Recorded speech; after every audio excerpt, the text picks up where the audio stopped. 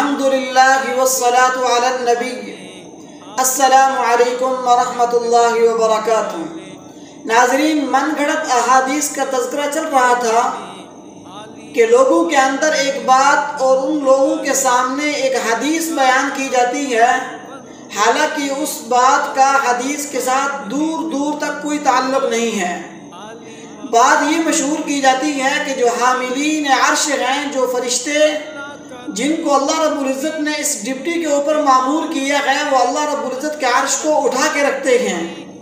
وہ فرشتے اللہ کے راستے کے اندر نکلنے والے شخص کے لیے 3 دعائیں کرتے ہیں۔ نمبر 1، اے اللہ، جو شخص تیرے راستے کے اندر نکلا ہے اس کی مغفرت فرما۔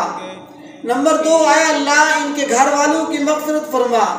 نمبر 3، اے اللہ، ان کے گھر والوں سمیت جنت کے اندر جمع فرمانا۔ یہ حدیث مبارکہ بیان کی جاتی ہے۔ اس حدیث مبارکہ کا حدیث رسول کے ساتھ کوئی تعلق نہیں ہے۔ آپ صلی اللہ علیہ وسلم سے نہ ثابت ہے، نہ صحابہ سے ثابت ہے، نہ کہیں پر اس کی کوئی دلیل ملتی ہے۔ یہ سراسر جھوٹ ہے۔ آپ صلی اللہ علیہ وسلم کے اوپر یہ گھڑا گیا ہے، یہ حدیث مبارکہ نہیں ہے۔